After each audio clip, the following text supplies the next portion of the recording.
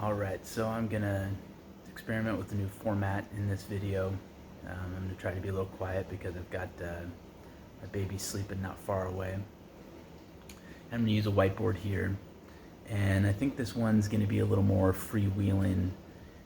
Usually when I do a video, definitely exceptions to this, but I try to at least have kind of a general theme and a kind of a sense of where I want to go with it. And I do here, but this topic I want to get into is so sprawling and still kind of coalescing in my mind. I feel like I have the broad strokes, but there's some of the finer points that are still coming together for me. So I've been trying to write it, and I'm getting stuff down, but I wanted to see if maybe making a video about it, kind of improvising a little bit and using speech instead of just trying to type on my computer, kind of breaks the dam a little bit and helps me get some of the concepts out. And I don't know, maybe I'll have some fun discoveries and insights as I go. And I'm going to use the whiteboard here to try to lay out some of the concepts. And the topic I'm trying to go through here, I steal Einstein's phrase, special relativity. And the general idea here is in general relativity,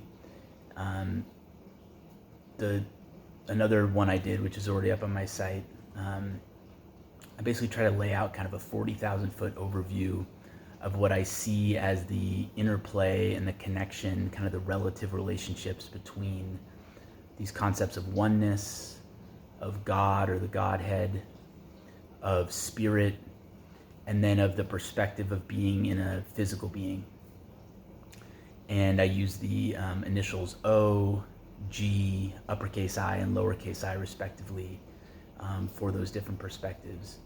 And in this video, what I want to do is I want to do what's called special relativity, which in my mind is kind of a zoomed in look more closely at how each of those levels connects and what the process is, kind of the birth, the growth, the youthfulness, the maturity, and then ultimately kind of the death of each perspective and what that journey involves. And again, in general relativity, I tried to lay out what I see as the very broad outlines of it. And then here, I really try to get into more of the nitty-gritty and the details and try to map it onto a lot of the things we see in, what you might call the human condition or the prevailing human myths and things like that. So without further ado, I'll jump in. And again, just know that this one's going to involve some improvisation. There'll probably be some pausing and some puzzling things out, but I don't know, maybe that'll be fun and a little different. You get to get a little glimpse inside how some of the the sausage gets made, so to speak. Okay. So the general idea here, and this is from the general relativity presentation I did, is we can picture kind of a nested Venn diagram, excuse me. A bit of a Freudian slip there.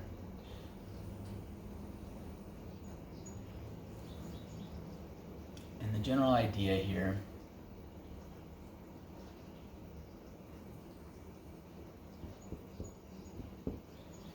is you've got oneness, you've got God, you've got spirit, and you've got the physical being.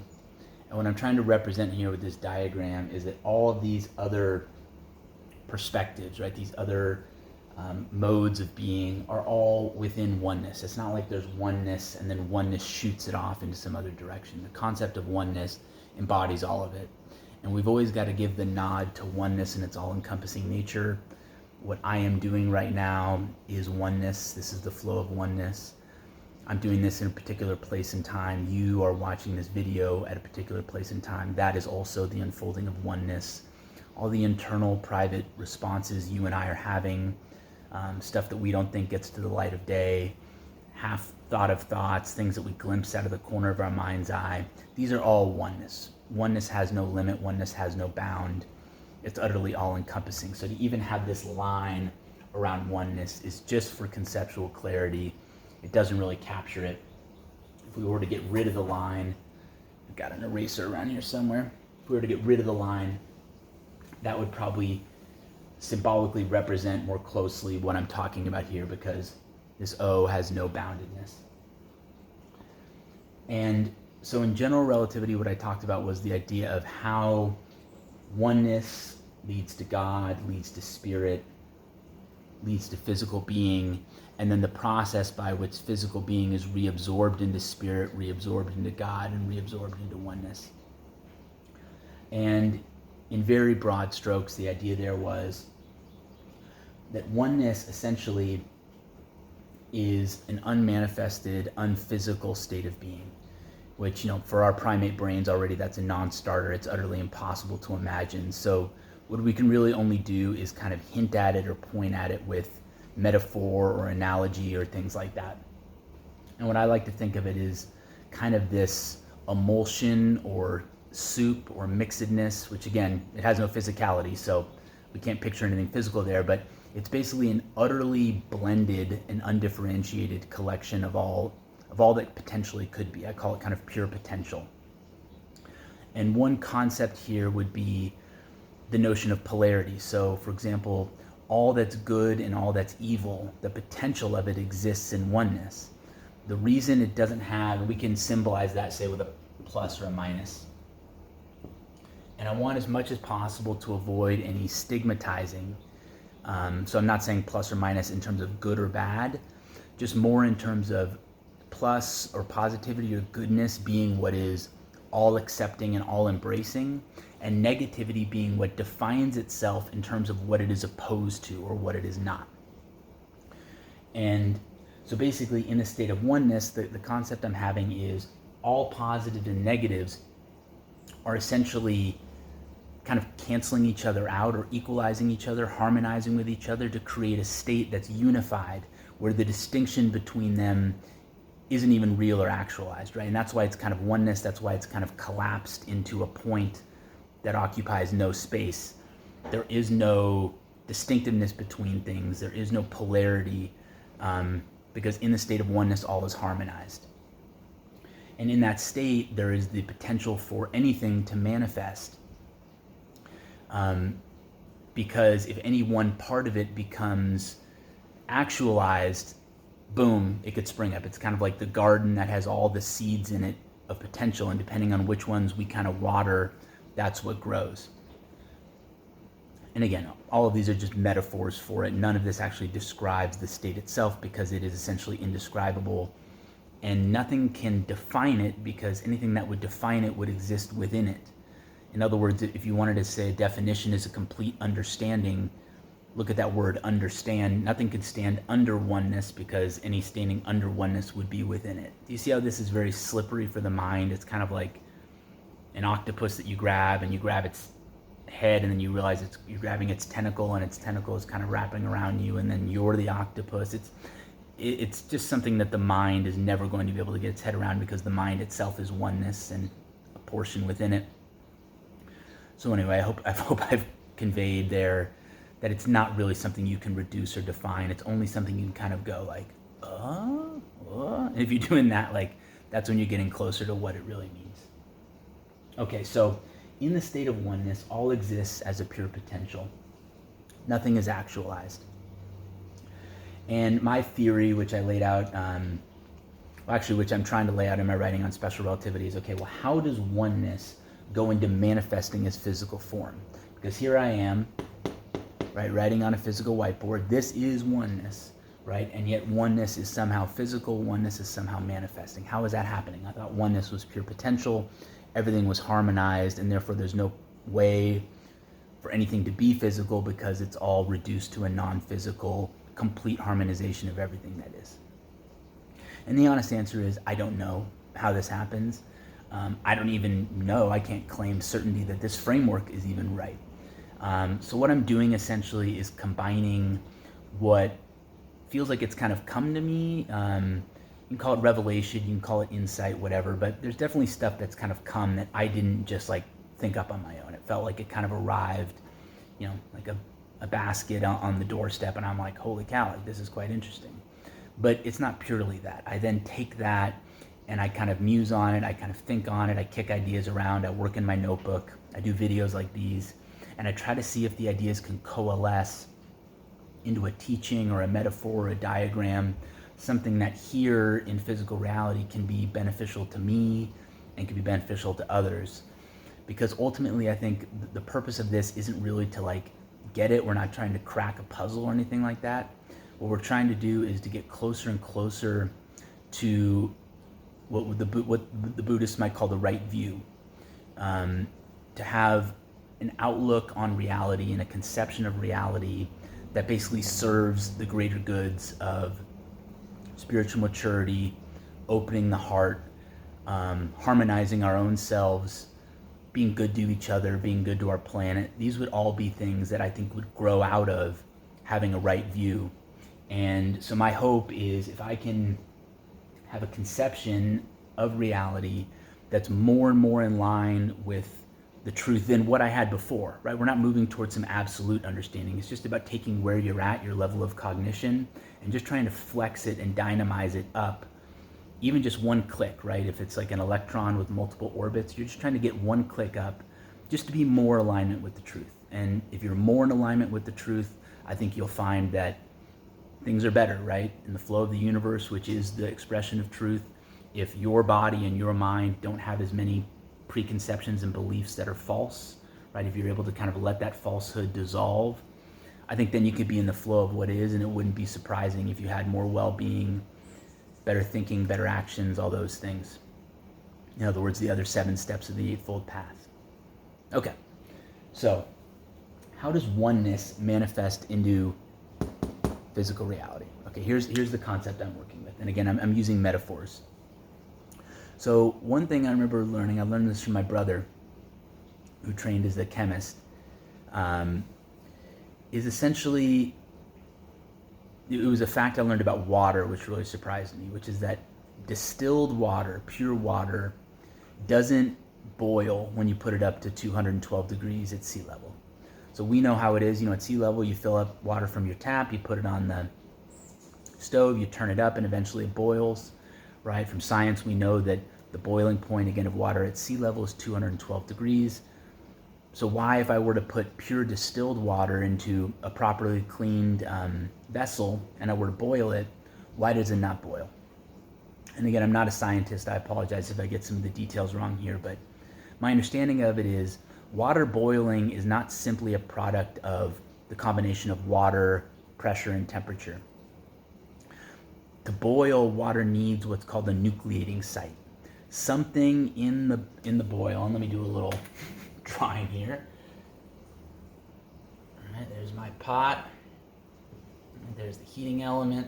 Got the heat coming up into the water. And just because we have that, right, that doesn't mean the water is going to boil. You need something, some nucleating site. Usually it's an impurity in the water that serves it. So I'll make these little dots. These are way too big, obviously, but just for the eye to see. And so what happens is the water heats up. There's some relationship between these nucleating sites and the water. I believe it's the quality of the surface tension of the water. Anyway, with these nucleating sites there, that's what allows the bubbles to form, right? Which then with the heat, boom, the bubbles start coming up to the surface and we get the boiling effect. But when you're dealing with a pure distilled water, if you don't have those dots, right, even when you get to the normal boiling temperature, you will not see boiling. The water will heat. In fact, it can actually superheat, but it won't actually have the bubbling effect that you see in boiling because there isn't some impurity, right, or some little speck of something in there for the bubble to form around. Now, another interesting fact about water is a similar principle happens with cloud formation. So you've got water vapor suspended in the atmosphere, right? These little dots are representing that. And under normal conditions, that water vapor will coalesce, right, and form a cloud in the sky. But maybe we've heard about, I think from the late 19th, early 20th century, you had folks going around doing cloud seeding. And I think the theory behind that was, just as in water boiling, pure water won't boil at the normal temperature because there isn't some impurity or nucleating site that allows the bubbling to form. It's similar with cloud formation. If you have the water vapor and you have the right temperature and pressure conditions where clouds would normally form, if you don't have some impurity, you may call it, in the sky, and now these dots down here representing something like dust, something like pollen. I've seen, I did a little preliminary research online, stuff about different aerosols that can be in the atmosphere. These then provide something for the water to glob onto. In other words, if you just have the pure empty state, those water vapor molecules will float around, but they never can coalesce, right, and glob together in a way you need to form the cloud. But when they're in the atmosphere, the water vapor molecules with these black, call them impurities, the water vapor molecules can gather around them, kind of like if you think of the dust molecule as kind of like a dance floor, it kind of creates a platform where the water vapor molecules can all get together.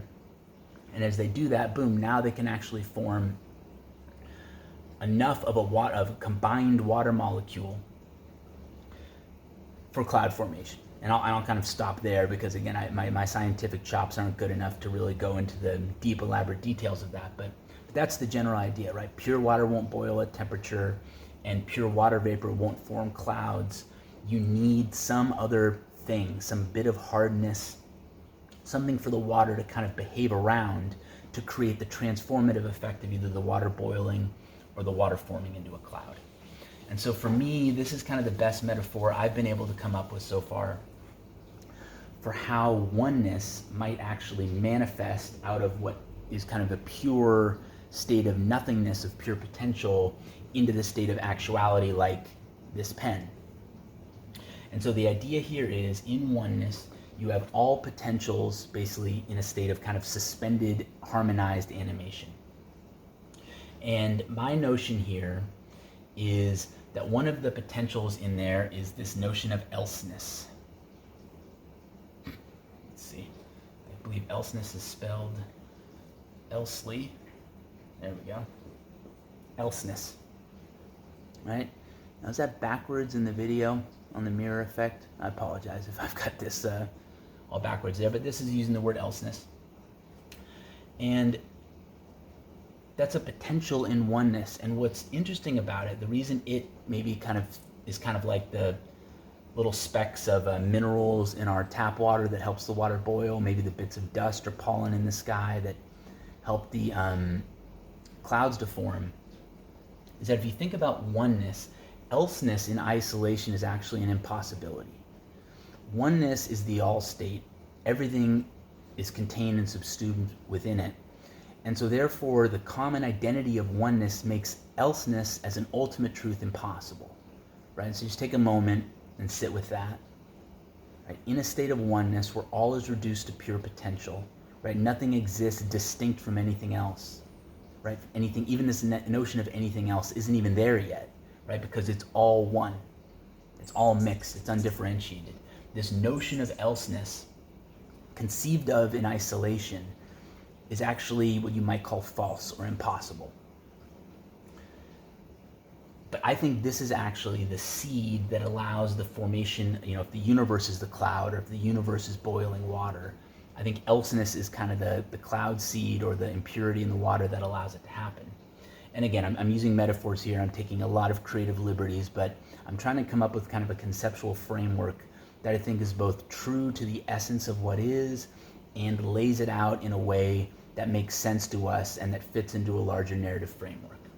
So the notion here is that within oneness, there's this potential for the concept of elseness, for the notion of elseness, for a falsehood, right? And we'll call this a negative because, as you can see, right, again, not negative in a bad way, not negative in an evil way, just negative in its posture, because elseness, by definition, requires something else to be in opposition to, right, in order to define itself.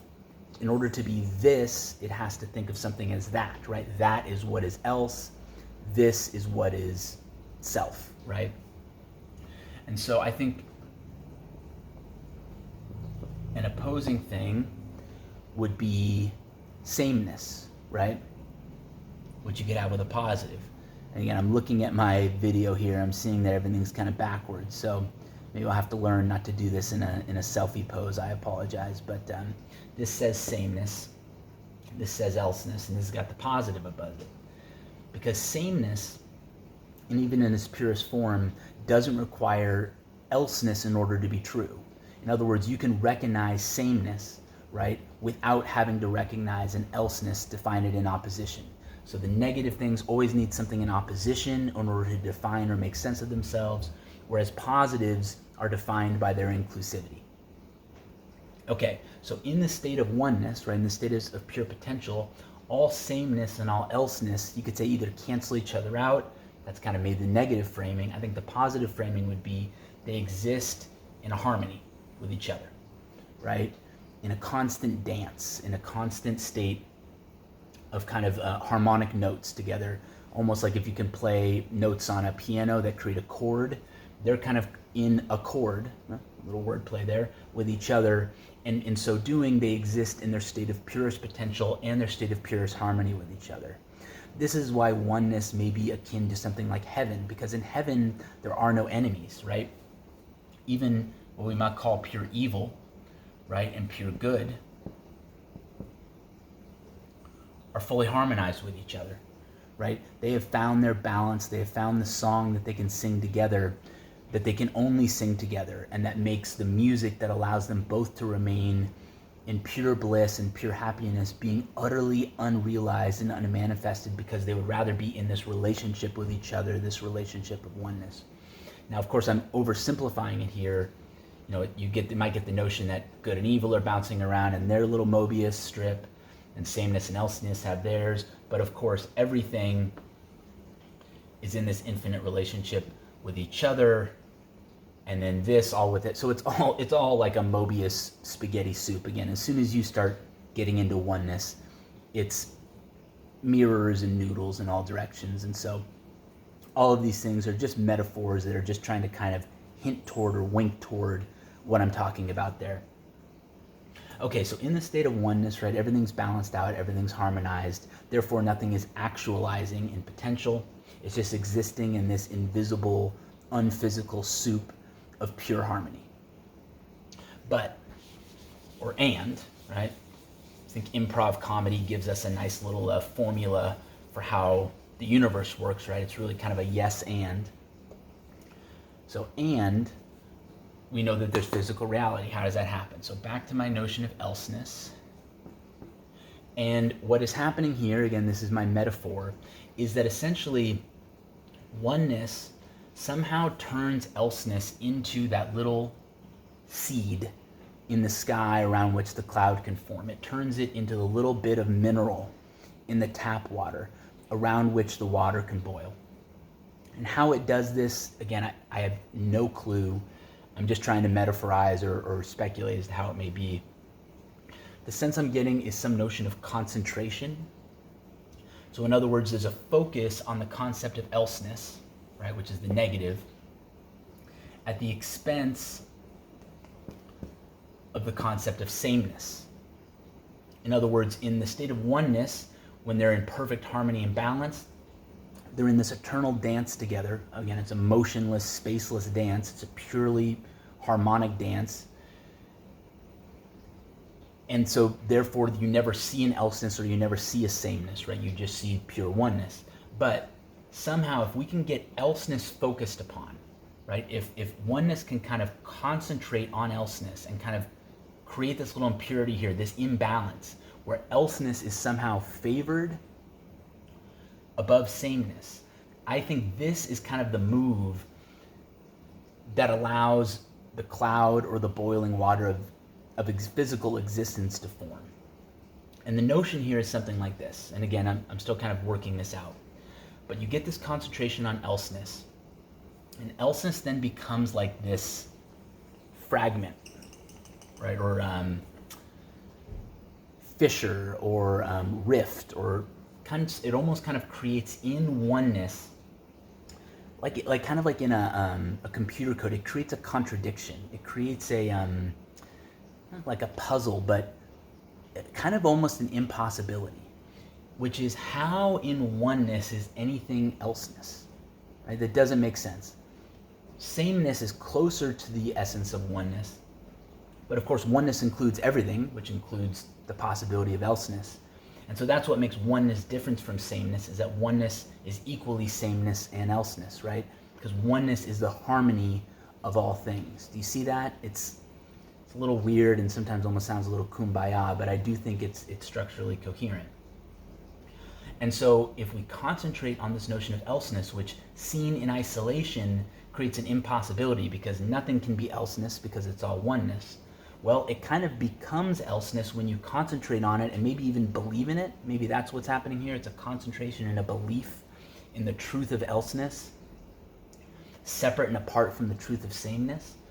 I think it kind of creates not like a headache, but some kind of disruption in that harmony or flow of oneness. And I believe what we experience as physical reality, you could think of like the Big Bang, is something like that. We're feeling the eruptive effect of that harmony of oneness seeming to be broken. And I'm going to use this word seeming over and over and over again. There's a little bit of a word play here, right? This is kind of like a seam, S-E-A-M, working down here, S-E-E-M. I enjoy wordplay, and sometimes it's forced, but I do think sometimes in these word plays there's little Easter eggs from God showing us where there's giving us little glimpses maybe behind the veil and letting us see patterns we wouldn't otherwise be able to see. Okay, so we've got the concentration on the believing in elseness. It's an impossibility. It's a contradiction. It generates this rupture, this fissure in the harmony of oneness, or at least seems to do so. And I'm going to keep using that framing again because the truth is oneness always is, and the harmony of oneness is never broken. We may have the very convincing or compelling experience that it is, and in our lives when we're feeling torn, when we're feeling deeply anguished or in deep agony, the reality of our situation, if we look at our lives honestly in that moment, and if we identify our lives based on the thoughts and the feelings we're having, based on the reactions we're having to the moment, our honest answer may be that moment that life is hell, that life is torture, that life is misery, right? Because in that moment, based on how we're thinking and we're feeling, that's an honest expression of thoughts and feelings in that moment, of an identity that's associated with thoughts and feelings. And so my idea here, kind of working backwards, right? One of the concepts from an ancient text called the Kabbalion, which you commonly hear around, is as above, so below, as below, so above. I think sometimes we can try to do reverse inferences from the way things are in physical reality to maybe infer metaphorically at least what's going on at this higher level. And so with oneness, I'm wondering if what's happening is there's kind of this identification, right? Belief, concentration upon elseness, right? Fixation on it. Just like someone who's identifying with their grief or their agony and ignoring kind of all the other beautiful things in life, other the good things that are happening. That's how they can get to this narrow view that life is hell, instead of seeing it as I'm having an agonizing experience within an otherwise reality that is irreducible, and you really couldn't define it as just bad. You only define it as bad when you're focusing on how you're thinking and you're feeling. I'm wondering if in in oneness, there's kind of that same attitude toward oneness, a dialing in, a blinders on to elseness. Boom, it generates this experience, this contradiction within oneness. How the heck can there be an elseness? What is this about?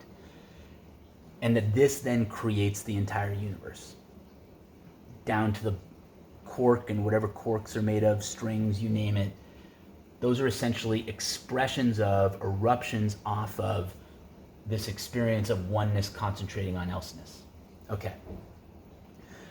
So, if you're with me so far, where we're at is now we're at the creation of God. And what I'm seeing here is oneness is concentrated on this cloud seed or this impurity in the tap water to allow the cloud or the boiling water of the universe to form. And when oneness births the universe by concentrating on elseness, right? In every bit of the universe is the seed of elseness. This little seed here, right, which was concentrated upon in the state of oneness, is reflected like a mirror, right?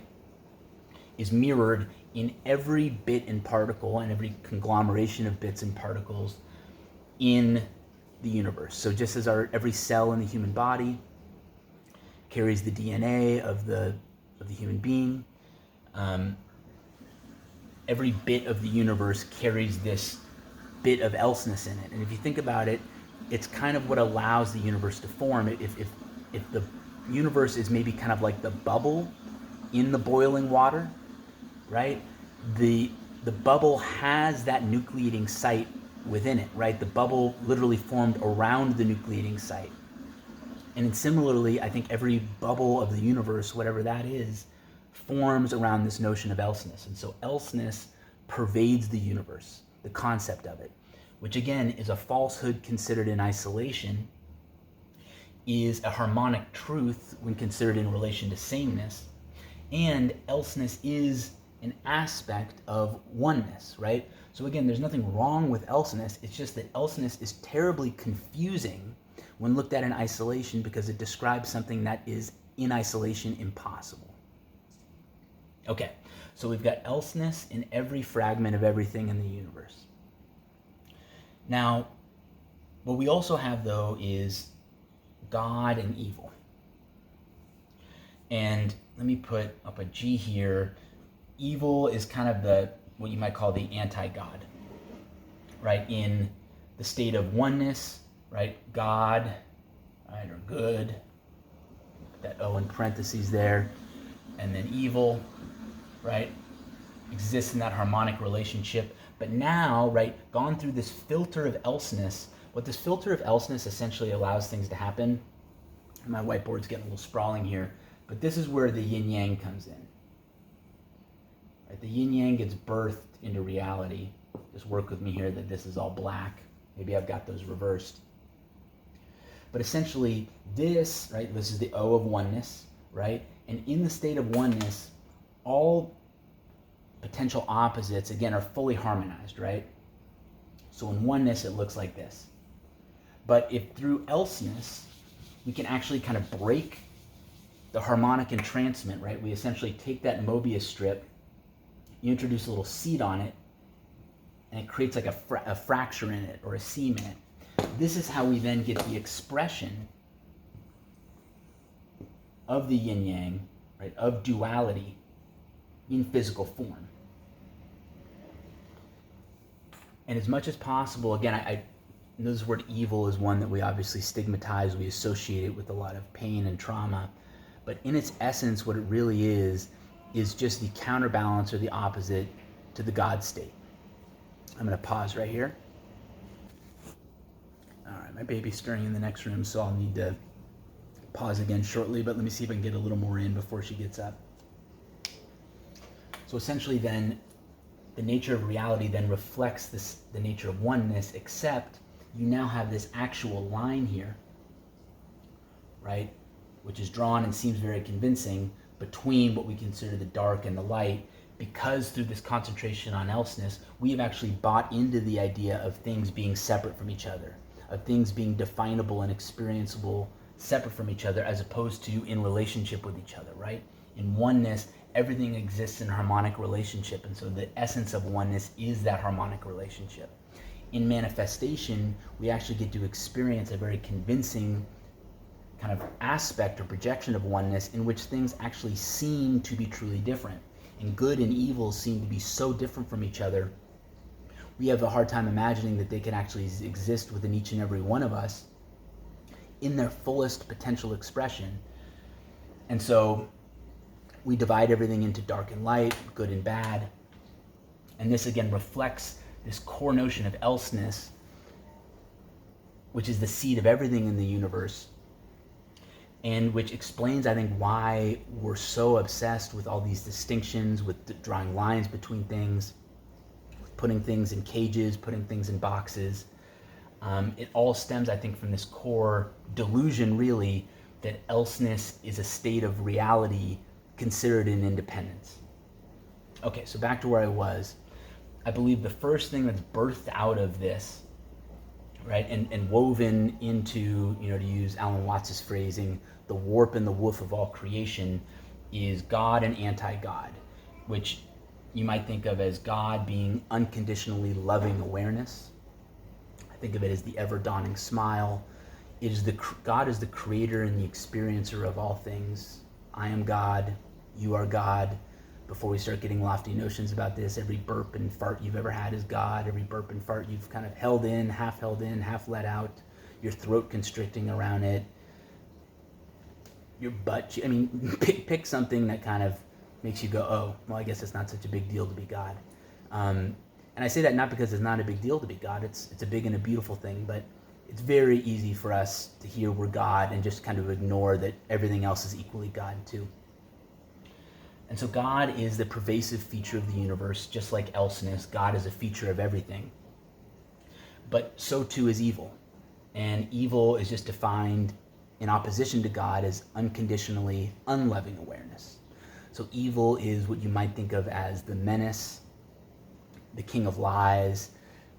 Evil is what constantly is confusing, constantly is, if we're looking for the truth, hey, what's causing my suffering? What's causing this rift in this relationship with myself or others?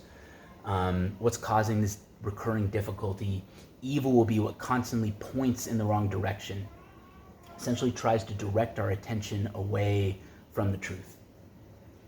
And the notion I'm having here, let me see if I can get this across, is that the reason that God and the anti-God, right, unconditionally loving awareness and unconditionally unloving awareness, are kind of in the warp of woof of everything, is that they essentially are the balance that allows the elseness, to continue for as long as necessary for the physical universe, the experience of a physical reality to occur. And here's what I mean by that. If you have elseness, right, and it's sitting here in isolation again, it's a falsehood, right? It's something that we can only believe in if we ignore other things, right? It requires an ignorance. And I think it's kind of interesting. The Buddha, in his theory, talked about the three kleshas, the three defilements, the root ones which underlie all suffering. And the main one, there's aversion and infatuation, right? Trying to keep things away from us that we think we don't like, trying to get things toward us that we think we do like. But then, if these are the two fingers, the hand from which they stem is ignorance, not knowing, right? And that's why right view is the first step on the noble path. And without the right view, you really can't get that far, because then you're operating from a position of ignorance. And the opposite of ignorance isn't knowing everything. It's just not starting with something that's clearly a wrong view. In other words, it's not operating from a position of delusion and falsehood and building a lot of cognitive structures on what is essentially a sandy foundation. And so elseness is kind of the core ignorance inside of everything, again, because when considered in isolation, it states an impossibility. It states something that's not true. And if all we had was God, right, because we're thinking, well, why the hell would we create evil? Why don't we just have God, right? Let's make things blissful and heavenly from the get. Well, the problem is, or the situation there, I think, would be if you have elseness and you have God, God is unconditionally loving awareness. And this unconditionally loving awareness, I think of it like, if elseness is like a tangle, or a knot, right? And so if you think of these fissures as being like little pinches or knots kind of all over the place, tangles of the truth, God's unconditionally loving awareness is like a light that shines on things. And kind of like if you had like something that was frozen and stiff, and you put it in an incubator or a heat lamp, you might see it soften and relax and find its form. That's what I think the light of God's unconditionally loving awareness does to falsehoods. It's basically a reharmonizer. It takes the falsehood, the tangle of it, exposes it to, again, metaphors, the light and heat of God's love, allows it to rediscover its normal form, which then allows it to re-enter the state of oneness in harmony with its companion, and you get to restore that infinitely harmonious relationship. So the reason you can't have the universe with just God is that the universe immediately goes back into a state of oneness, because God, the ever-dawning smile, just reharmonizes all the falsehood back. And so this is where you get kind of the wacky notion that it's actually the anti-God, it's evil, that actually allows the universe to exist. And so we actually owe evil a tremendous debt of gratitude. And evil, if you want to go all the way down the rabbit hole with me, evil is actually our own creation. And so if we're going to thank evil for sustaining the universe. Hey, let's thank ourselves too for having the wisdom to create it. But evil actually allows the universe to sustain, because what it does is it guards these little knots or these tangles, right? I've been using seeds. I'll mix my metaphors shamelessly throughout this. I've been using the seed of elseness. Now I'm going to call it kind of the tangle of elseness. Kind of like when your earbud headphones, you put them in your pocket and you pull them out and it's like a rat's nest. That's kind of what elseness is. It's a twistedness, right? You take something that's true and you twist it up to make it confusing. That's how it's able to maintain its form. Again, in the light of God's unblocked gaze, it immediately reharmonizes into oneness and exists in the harmonic state. The anti-God, the evil, is what essentially acts kind of like in golf, like a sand trap, or I like to think of it more as like a mirror, and it prevents the light of God's gaze from hitting these little tangles of elseness. And by doing so, it allows that seed to remain inside the bubble of the boiling water, right? And so instead of being this superheated, unbubbled state of water, which is what you have in oneness, the boiling, right, which is the universe, literally the bubble in the water, I'm saying, is kind of like the universe. You keep that nucleating site in place and allow the bubble to remain sustained, and evil is what protects that core falseness from being reharmonized by God. So evil is basically kind of the sunscreen or the mirror, the misdirection that allows time to exist, because time is the unfolding process of God's gaze gradually reaching all aspects of the universe and reharmonizing everything back into a state of oneness. And the reason it requires time is because evil exists, and evil's misdirection creates a delay or a lag effect in the potential for that. Okay, I'm going to pause again. All right, so with a little venue change here, get the baby back in play area. Okay, so I think where I left off was, this kind of bizarre, counterintuitive conception, right? We just immediately think of good as good, right? And evil is evil. I mean, those are almost synonymous with good and bad, or desirable and undesirable in our usual framework. What I'm trying to do here is kind of flex that notion and see how that evil is actually what allows time to occur, what allows space and the unfolding of the physical reality to occur, because again, it prevents God from essentially killing, I'm using kind of provocative language here, but essentially killing the entire universe with his or her unconditionally loving gaze. Let's ungender God, actually, with God's unconditionally loving gaze, and immediately returning everything back to a state of harmony. And so that is essentially what I think we have in the yin-yang. You could think of as evil as being this line, which again is straight in the yin-yang formation.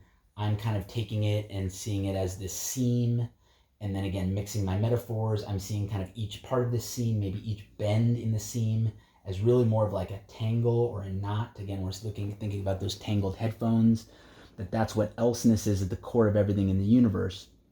And so that what we're seeing on a very fundamental level, I believe, and again, I'm not proposing this as like a theory of physics. I'm really trying to, maybe it's more of a metaphysical theory, I guess, if you want to call it that, is kind of reverse engineering how we go from this state of oneness into physicality. And I think this is actually the first move, and really ultimately the only move, although it manifests in different levels in different ways, and I'm going to get into that.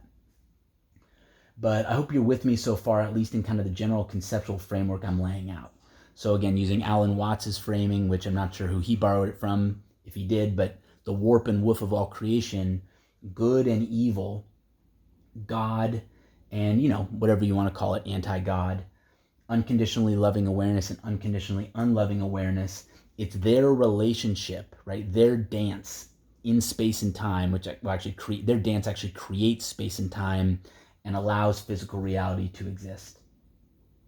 And the unfolding of time, the passage of time, and ultimately the ending of time is the gradual process of God's unconditionally loving gaze, gradually reaching all aspects of the universe and restoring everything back into its harmonic state, right? That's kind of the big picture here.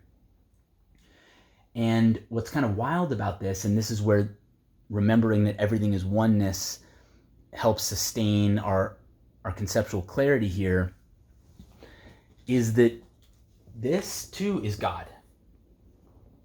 And evil is God. Right? Everything is God. So God is kind of akin to oneness here in physical reality, right? God is not everything in oneness. Oneness contains everything in its purest form, including God. This is my conception of things, right? I think we tend to say God is the highest thing, right? There's nothing above and beyond God. And in physical reality and manifestation, my theory is that's true. But in oneness, everything is not just equal, everything is literally one. Everything is the same. And that includes this notion of God as it manifests in physical reality. That was something when it kind of came to me was kind of a bizarre, it almost felt a little sacrilegious, but I believe it to be true. Okay, so what I was saying though is that the seed of elseness as manifested in physical reality is God, because just as everything in oneness is oneness, everything in physical reality is God. So is evil, and so is elseness. And so I'm using this metaphor of the gaze and of the mirrors blocking it, but what's crazy about that is this is all God too. So really the unfolding of the universe, the unfolding of space and time, you can phrase it the way I did before, which is the gaze of God, that light, that incubator light of God, reaching all the aspects of reality and essentially reharmonizing it with oneness. And I think that's true as it is. But then remembering that everything is God, what the universe really is God gradually remembering God's self. God gradually remembering, even in these profound states of delusion and confusion, the tangle of elseness, the anti-state of evil, God realizing within those states that God is God. So this gaze is not really some benevolent force going around the universe, looking at things, right, and bringing it back into a state of harmony. Like some magic torch or jack-o'-lantern that you carry around, and when you shine it in the right direction, it lights everything up and saves it. And I think it's really important to not get stuck on that metaphor, because this is where our crusading and our proselytizing and our aggressive being missionaries and really within ourselves and with each other and the people we love and with strangers, basically forcing our ideas out, taking the sword or the torch of righteousness and waving it around like we have the answer, everyone else is wrong, and if they just were more like us, just believed in our way of things, God, the world would be a better place, they'd be fixed. Notice what we're doing this whole time. We're not ever looking at ourselves. We're not ever actually looking within and seeing what's in there and realizing what the great teachers all teach us, which is that any confusion, any suffering that we experience always, without exception, originates within. And anything that's outside of us that seems to be causing our suffering is really more of a wink from the universe or a nudge to look inside and to find what's actually bothering us. But we spend years and even lifetimes in this delusion of externalizing things, of seeing stuff out there as the problem, when really the stuff out there is our teacher or our friend guiding us to see the truth. And I think later in this conception of things, I'll actually get directly into that notion, but I just wanted to preview that here. And so let's not just conceive of God, again, being this lamp that we're shining around, that's being shown around the universe to harmonize everything, and evil is just this mirror game delayer that's holding things up. Every single bit of this is God too. And so the evolution of the universe and essentially the folding of the universe back into oneness is really more the realization and redemption of God. And the phrasing I want to set up here, I'm running out of space on my board, so I'll erase the yin-yang briefly, is reunion, redemption, and rapture. All right, the 3 R's. And this, I believe, is the dynamic. If this is the dynamic that leads to the creation of physical experience, this dynamic, let me get my board a little further back here so you can see it. I'm gonna move this pillow. So basically, this is sagging on me a little bit. So this is how physical reality is created, a concentration on the notion of elseness, this core falsehood which births reality, God and anti-God basically being the dance that creates time. Within time, the dance that leads to the reharmonization, right, the reabsorption and oneness is reunion, redemption, and rapture. In a nutshell, what I mean by that is reunion is intimacy or proximity. It's things that believe they are two, believe they are else, coming back together and actually realizing that they are one, remembering that they are one. And so, for example, at this level, it would be something that conceives of itself as God and something that conceives of itself as evil, actually in reunion, realizing that they are one. And in the material world, the one they can realize they are is God. But beyond realizing that they are God, they actually realize they are one. And do you see the difference there? It's a subtle move, but I think it actually makes all the difference because if all we think of it is, okay, well, this is God and this is not God, and then reunion is this guy just realizing he's been wrong the whole time and realizing he's actually this is where we get back into kind of the savior fixer thing. This guy's going around fixing bugs in this, but that's not the model. The model is it's fully mutual. What is conceiving of itself as God and what is conceiving of itself as not God have a reunion, and what they realize is they are actually one. They're kind of like twins, right? Almost like entangled particles in the universe that have been separated or seem to have been separated through elseness, and they have this mutual realization that they are actually two different expressions of the same thing. One maybe a bit clumsy metaphor, but I like it, is the octopus, right? You've got the octopus, you've got the tentacles. In reality, we get the experience of being like a sucker on these tentacles. And down here, right, this may be me, this may be you, we see each other. Reunion is when we realize, oh man, we're the same damn octopus. Not like, oh, I'm on this tentacle and you're on this tentacle, although we can realize that too. But the reunion I'm talking about here is really the remembering of the realization of oneness, despite the appearance of opposition, or not despite the appearance of opposition, but actually thanks to the appearance of opposition. It's maybe what brought us together. Maybe we came together through a sense of adversity or oppositeness. But then we get this sense of, oh my God, we are one. Not you are me, or I am you, although that's true on its level, but really, ultimately, we are expressions of the same thing. That's this reunion that I think begins the dance back into harmonization. Redemption, and these are really kind of three expressions of the same move, but redemption is when there's a sense of maybe a forgiveness or a contrition. Maybe God realizes God has been a bit lording, sanctimonious, superior toward evil. Evil realizes it has been malicious, disruptive, harmful toward God. And they essentially reconcile their sins toward each other, you can call it. And again, they're not sins as in you wronged me. They're not sins as in, we need to bury a hatchet, so to speak, although that on the human level can certainly be a part of this process. It's really, again, back to, oh my God, we've been living in this delusion of elseness all this time. I forgot that all this time we've really been one.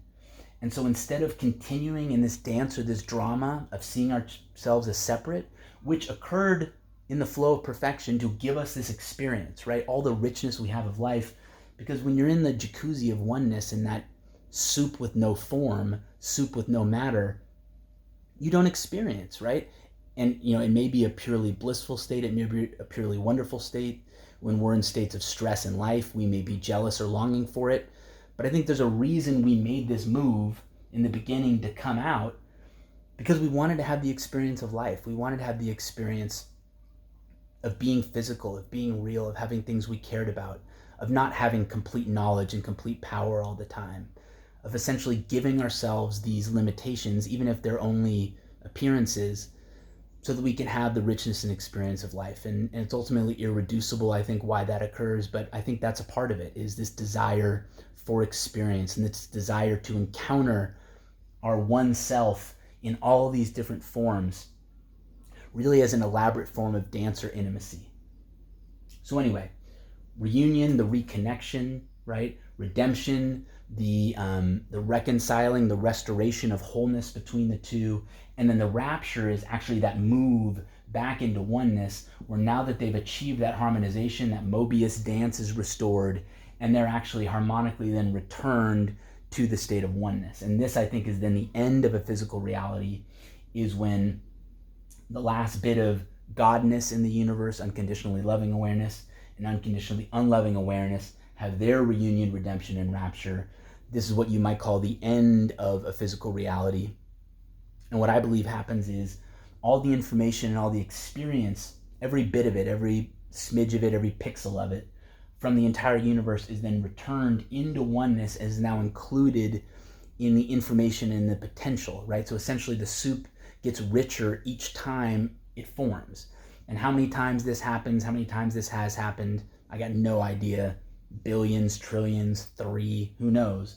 But my sense of things is we have oneness, we manifest, we experience, we learn, we gather, we come back in redemption, and the difference each time we form is the experience and the information from the last universe and all the prior universes that existed is now in this soup of oneness. And so each time the universe forms, it's not as though for the first time. There's also the information and kind of the richness and the wisdom of the old universes is baked into or embedded into the new formation. So anyway, this concept of reunion, redemption, and rapture is what I think is going to recur. You call it in microcosm as we go down into this Venn diagram, into what is essentially more and more density, more and more particularity. If oneness is the state of pure potential, what you have down here in physical reality, at least from the level of what we are, right, which is primates seeming to experience one solid pen. We know from quantum physics that this is actually just all space, is really more of a waveform and a potential. But hey, we all experience it as having solidity, right? It has those letters on it. It has this particular color on it. And there is some degree of what seems at least like objectivity or commonality in our experience of the pen. We all would potentially describe it in very similar ways, even if we looked at it independently and viewed it. And so that's what I mean by particularity. In oneness, there's no physicality because everything is pure potential. Nothing's been actually determined, right? Reduced to an actual formation. Everything exists in all possible formations. Down here at the level of reality, at least in the way it seems to us and the way our brains process reality, everything is down to eraser, pen, eyebrow, eyeball, eyebrow hair, right? All these particular things which we have down here. Okay, so what I see is if this macrocosm makes sense, right? Pure potential manifesting into duality, reunion, redemption, rapture being the process by which all dualities are resolved back into oneness, and the universe being reborn again and again and again out of oneness, with the oneness essentially reincorporating the experience of each universe into the next. What you have then at these lower levels is reflections on the micro of the macro. And so let me talk about two things. Let me talk about how I see spirits forming out of God, and let me talk about how I see that microcosm, or excuse me, that dynamic playing out in this microcosm. So we have oneness, boom, we get God and anti-God, right? Good and evil, unconditionally loving awareness, unconditionally unloving awareness, dancing around this core of elseness. God identifying as God, as opposed to identifying as both God and anti-God. God identifying as God sees elseness, right, and wants to resolve it, because unconditionally loving awareness naturally brings things back to a state of truth. Maybe I shouldn't have said God wants to do that. That's just the nature of how God works. When God beholds falseness, the relationship there is that the falseness resolves and there's a harmonization. Okay, so God then senses this elseness, and it senses too that God is this elseness. And so what God is trying to do, God's mission, so to speak, I guess, is to discover all the elseness in the universe, really, which means to discover God's fullest self, because God is this elseness. To discover it and to have the experience of reunion, redemption, and rapture with every aspect of the universe. Now, I think to do this, God then basically recreates in microcosm what happened in oneness. In oneness, we had pure potential, right? Universal pure potential, come down into particularity, right? God and anti-God. God then redoes this move and particularizes or individuates God into a series of spirits. How many spirits are there? I don't know. One thing I like to think about is maybe as many galaxies or stars or planets or atoms as there are in the universe. Maybe there's that many spirits. I don't know. But what I sense is God then essentially breaks into, I've got this I here. This would be perhaps what I might call the fullest identity of the individual. Physical being, spirit, God, and oneness. But if we're looking ourselves as a group, right, and right now I'm imagining myself talking to an audience, really what we would have is God splitting, not really splitting, but manifesting, expressing God's self as spirits. And what I think my conception of things here is that what God essentially does is God realizes in God's self this tangle of elseness. And what I think God does is God takes that tangle of elseness and expresses it in all these different ways in each spirit. So in other words, each spirit gets an aspect or a portion of this elseness. And what God essentially is doing is in each spirit, God is essentially trying to discover and have the experience of reunion, redemption, and rapture with that aspect of the elseness. In other words, just as in oneness, we manifest out to have experience, God essentially then shares that gift with God's self by splitting or by manifesting out into all these different forms. You can call them, Alan Watts calls them apertures, right, through which God and oneness view the universe. I think of them as actually being kind of these filaments, like in a light bulb. And my model here is that each spirit has its own unique filament, its own unique little squiggle or seam, its own unique tangles in them, and that each of those is a portion or somehow a unique expression of the core elseness that's in God. And so God is essentially doing this to give God the ability to have an intimate and personalized relationship and a unique experience in physical reality. And instead of trying to chew the entirety of elseness at once, basically breaks it into a series of bites or chunks that each spirit then takes in and processes. And so the reunion and redemption and rapture from spirit back into God is the resolution of this elseness, right, through this same process, reunion, redemption, and rapture, which then brings spirit self back into God's self. And then once all the spirits of God have essentially kind of untangled their little knot, boom, everything's back into God. The only move left to do is for God and anti-God to have their reunion, redemption, and rapture, and up we go. And those may not even be steps that occur in a sequence.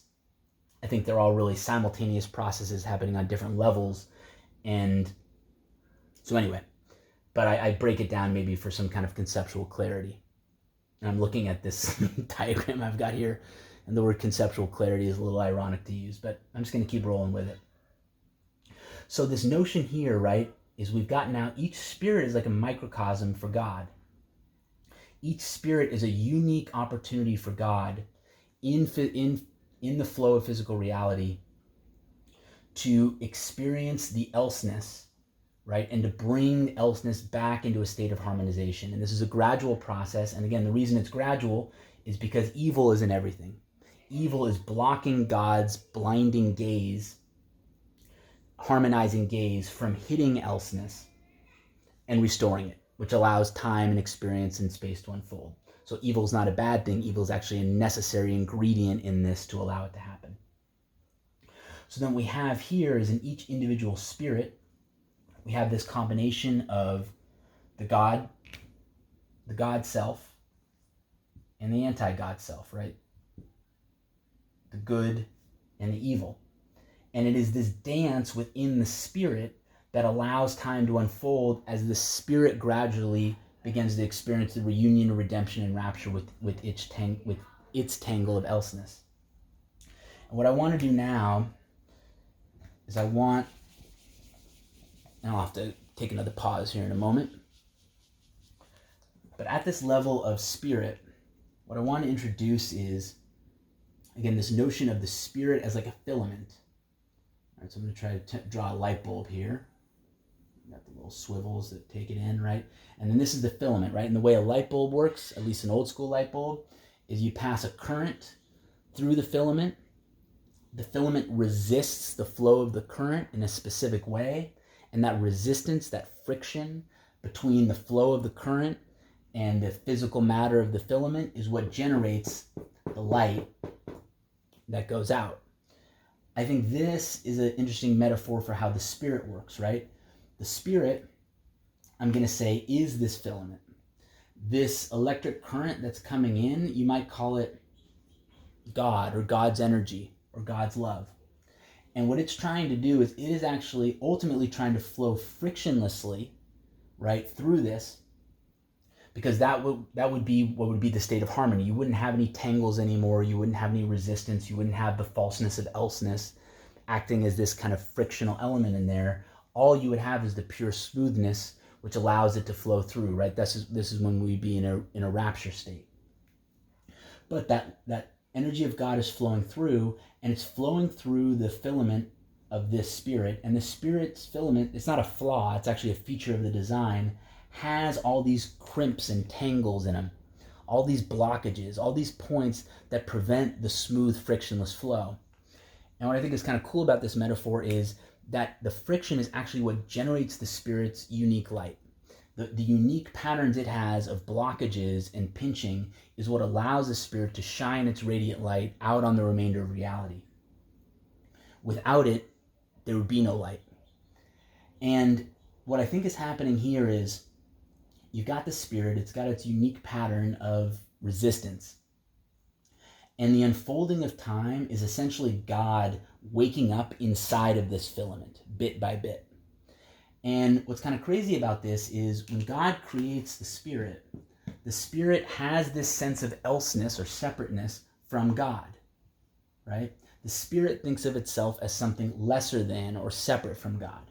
And so the spirit seems to be having its unique or independent existence as this resistive force.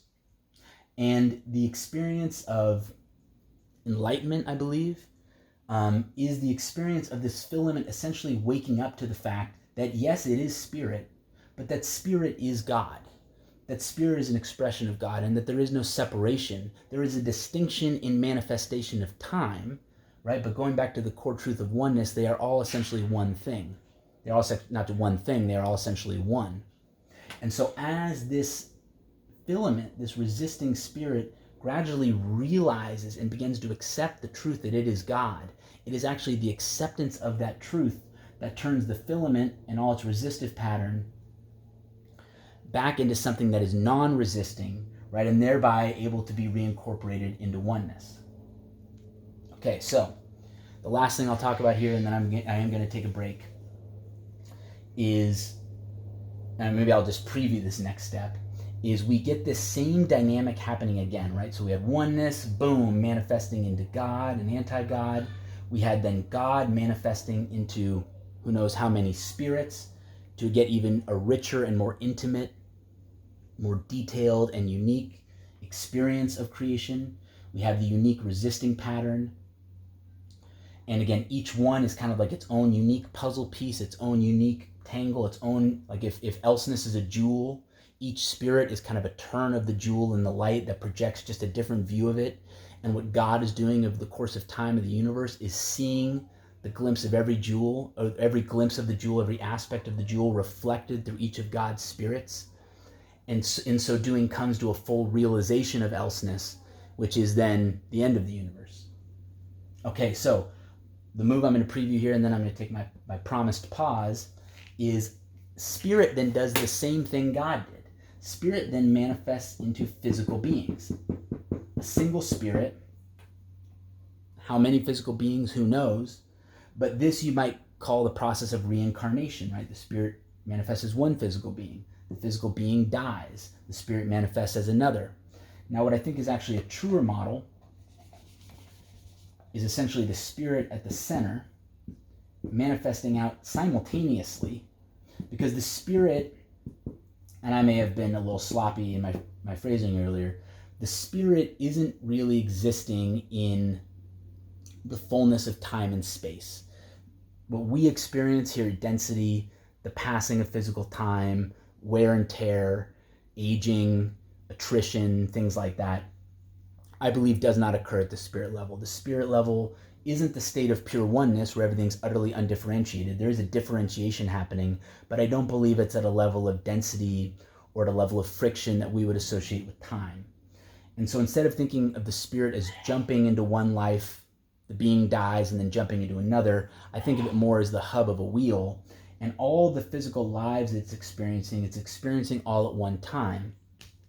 And in each physical body it has, it basically recreates aspects of its own little tangle of oneness in the physical being. So God has the entirety of elseness in God. God essentially fractalizes it or breaks it up into a series of spirits, right? Kind of an outsourcing. You can think of it a little bureaucratically if you want to. And then the spirit does the same move with all of its physical beings. And so where I'll pick up when I come back is what I see happening next.